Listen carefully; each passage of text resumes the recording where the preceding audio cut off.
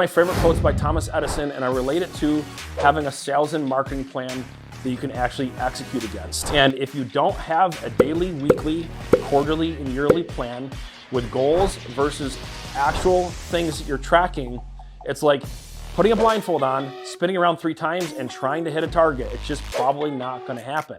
And in today's video, I'm gonna break down a step-by-step process that we use in all of our portfolio companies to generate amazing results. So if you haven't done so already, make sure you smash that subscribe button so you can see more videos like this.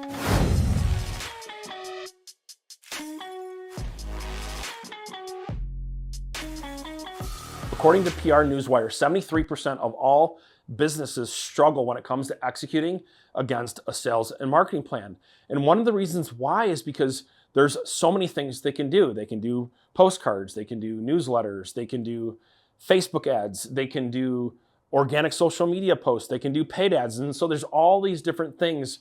And so what ends up happening, it ends up being like spaghetti in the minds of the business owner and the team trying to execute against it. And so what the problem I'm going to solve for you today is how to actually strategically lay out the best plan for you, and more importantly, putting a system in place to execute against that plan, resulting in more business, more profits, and a lot less headache so you can enjoy the process as you're building your business.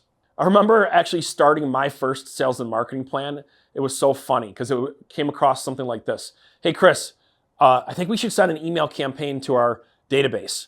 Oh, hey, Chris, I think we should start posting on social media. Hey, Clara, I think we should start doing paid ads. And so it was these random activities. So I had to take a step back at my leadership style, and I had to ask myself, am I setting myself up, the business up, and my team up for success? And the answer was, hell no. Fortunately, I had a fantastic coach. His name was Chet Holmes. He's no longer with us here today. But one of the biggest things he talked about was having systems. And how he defined a system was breaking it down into the people, the process, and tools that you needed to succeed. And so I thought about that when it came to our sales and marketing plan and what we could do differently. And so what I did is I started actually just taking a step back, and I mapped out all of the activities that we could possibly do on a whiteboard. So meaning what we did is we took our daily activities and we mapped out all of the possible daily activities that we could do. Then we mapped out all of the weekly activities, like our sales activities, our marketing activities. And then we mapped out all of the monthly activities, and then all the quarterly activities and all the yearly activities. We broke it down to, and like we said, you know what, no matter what it is, let's put it out there as if we're going to be able to execute on all of it. And we did that. And it was a really awesome exercise because it was a chance to actually collaborate with the team, get everyone's ideas, map everything out on this whiteboard. And then we said to ourselves, okay, what can we actually execute on right now? And what do we have to wait on? And so what we did is we just kind of crossed out everything that we couldn't execute on in the beginning. And we said, you know what, we're going to just do that later. And our overarching philosophy is that we want to make sure that before we add something else, that we're executing well with the thing that we're currently doing. And I think what this process did more than anything is it kind of unified the team. Everyone was on the same page, and it also provided accountability to the team and also myself, because a lot of you don't know it, but as an entrepreneur, sometimes you're the biggest bottleneck. Now, I know what a lot of you are thinking. Well, Isaiah, I want to do it all at the same time. Well, here's the thing. That is the biggest recipe for failure.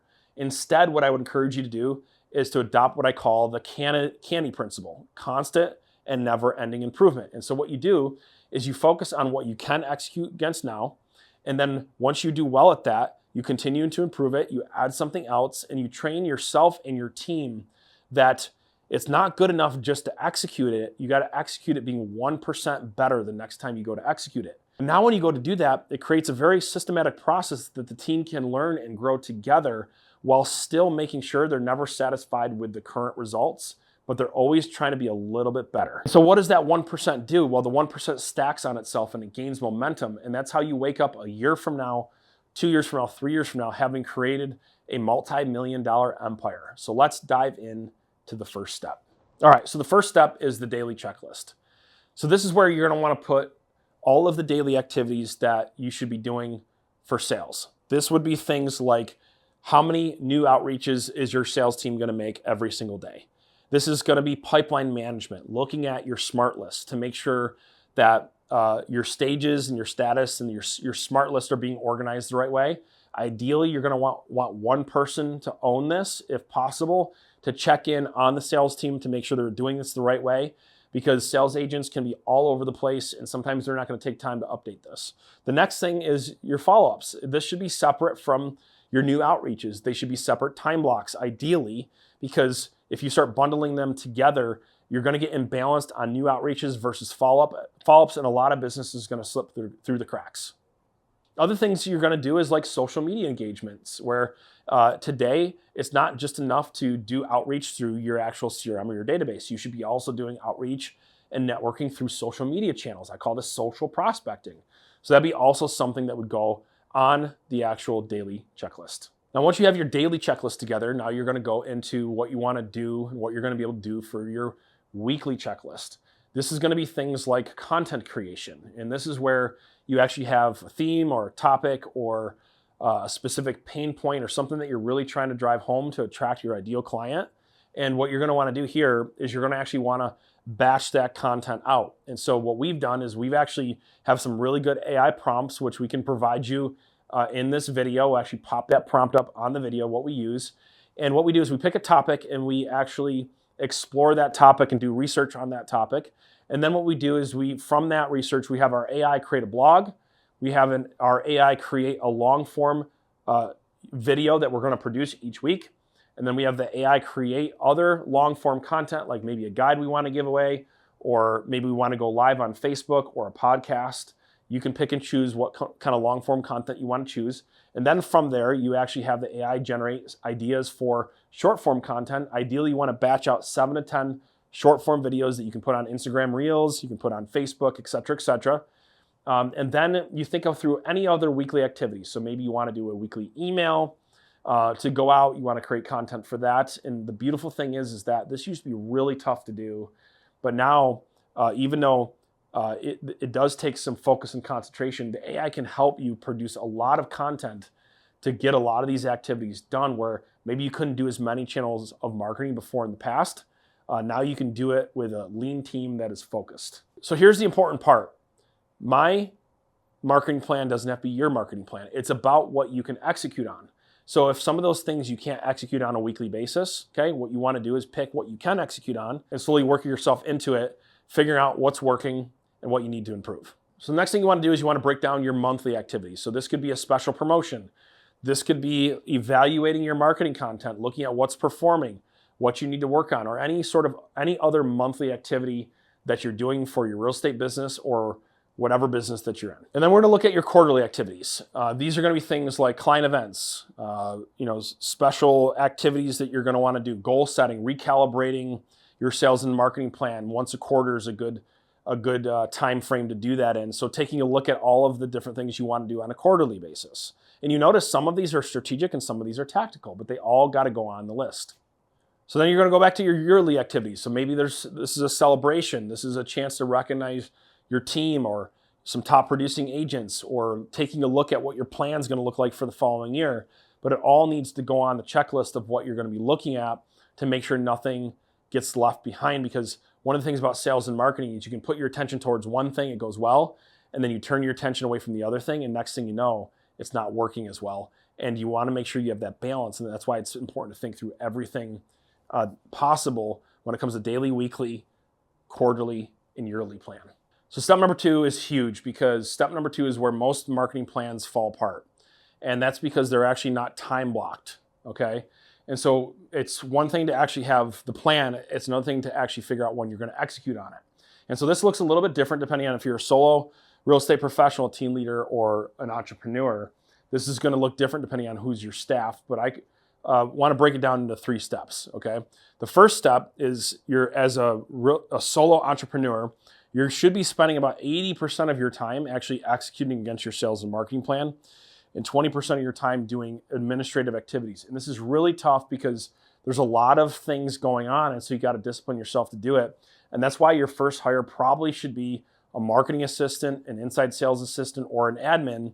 Depending on your strengths and weaknesses, that might be in a specific order. So like if you're really good at sales activities and you don't mind prospecting, you might want to hire an admin or a marketing assistant first. If you naturally gravitate more towards the marketing things, you might want to hire an inside sales assistant first to help you and an admin. If you're really kind of good at both, then you might want to have that admin complement you. So my first hire was an administrative assistant that was also good with marketing because I was naturally good at the prospecting stuff and the selling, and I just needed help with the marketing and some of the administrative things. But at the end of the day, if you're going to be doing this the right way, it's going to take 2 to 3 hours to do your prospecting, your follow-up, and probably another half an hour to an hour to do either the social prospecting or some of the different marketing activities that you're going to need to do to build your brand over the long haul. Then as your team grows, it might move to like a 50-50. So as you get more people to help you execute against your sales and marketing plan, you might be spending 50% of your time doing maybe like rainmaker activities, and your marketing team and your inside sales agent and your administrative team can take over a lot of the other stuff, but you're still going to have to stay in the trenches and spend at least 1 hour, most likely following up with people in your database, managing your book of business, and going out on appointments in the second part of the day. And then as you move more into business owner, entrepreneur, that's probably going to flip from 80-20, where 80% of your time is focused on sales and marketing activities, to maybe more of like 20-80, where 20% of your time is going to be focused on strategy. And now you're going to go from actually being in production to spending that 80% of your time attracting team members and team leader management. So a lot of that depends on what your goals are, how big you're looking to grow your team. But that 80-20 rule still applies. Instead of focusing your marketing plan on on being in production, you're going to focus your marketing plan on getting more recruits or more sales agents. But it's really all the same process. You got to have really good time blocking. So step number 3 is who is actually going to perform the activity. So now that you have everything time blocked out, who's responsible for performing what activity? Who's responsible for making the calls? Who's responsible for organizing the database? Who's responsible for making sure the email goes out? And so what you do is you break down all of the things that you put on your daily, your weekly, your monthly, and your quarterly activities. Assign who is responsible. Number 4 is, what is the SOP that they're following? Meaning, just because you ask them to go do it, if they don't have a best practices on what should be done, then it's whatever comes to their mind or limited to their knowledge base. And so this is what I love, why I love AI today, is because you can actually ask AI what the SOP is, or what the best practices or checklist on how to effectively execute on whatever sales and marketing strategy you're trying to execute on, and then turn that into an SOP. So that way, who's ever responsible for it can execute on it the right way. So now we're on step 5. Arguably one of the most important steps is to make sure you have the right tools in place for you and your team to actually execute. And this is where Ren 360 comes in, and the whole vision of having an all-in-one sales and marketing solution powered by AI to help you execute more effectively. And what I love about Ren 360 is whether you're trying to execute against the sales part of your plan, you have where you can make phone calls, you can do text messages, you can do emails, or you can have the AI do it for you, where the AI can make phone calls for you, the AI can send text messages for you. Or when it comes to the marketing plan, where you can sync all of your data into Ren 360, and depending on the CRM you have, you can have a mirror image of each other so the activities go back and forth. And then you can launch paid ad campaigns for remarketing or generating new leads, or do put your social media posting on autopilot, or article writing. And so and there's more and more tools in Ren 360 coming out all of the time. And actually, if you don't feel like you actually have tools, or you're not using AI the way that you want to, you're going to want to check out Ren 360. And it's really cool because at the time of me shooting this video, they'll actually let you try it for free, no credit card required. So you can click on this link below and you can check out Ren 360 for yourself to see if it can help you execute against your marketing plan. So wrapping up this video, this is a very, very important pro tip. It's not just about what you're going to do. That's one part of it. The next part is when are you going to do it, and who you're actually going to have do it, and then how you're going to track the results. So it's about all of it coming together. So if you go back through those 5 steps, okay, you can't get this wrong. And in fact, you're going to execute so effectively and so efficiently. If you fast forward 1 to 3 years from now, okay, everyone's going to know you in your market. You're going to have so many leads coming in, you're not going to know what to do with them. And your brand is going to build what I call a power brand, is where more people start getting attracted to you instead of you having to chase them.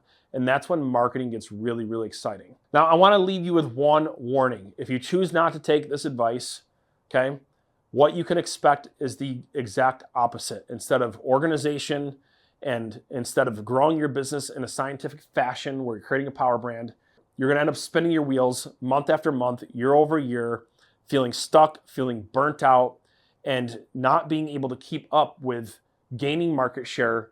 And you could even risk losing market share or even having your team implode. And if you're wondering why the number one reason teams implode is because they don't have systems. They don't have people, process, and tools. And having a sales and marketing system to create a lead gen and conversion machine is one of the most important things you can do for yourself and for your team to succeed and create a 7-figure business. So as we wrap this video up, I want to make sure you have the resources that you need to be able to execute against this. So I'm actually going to give you a cheat code, okay? It's our exact checklist that we use, okay, when we're planning everything having to do with our sales and marketing plan. And we pretty much do it all. So you can see what the full breadth of a well-executed sales and marketing plan looks like, and then you can figure out how to implement this yourself. So you can check that resource down below as well. And you can take action on the 5 steps that we went over in this video. And until then, I'll see you in the next video.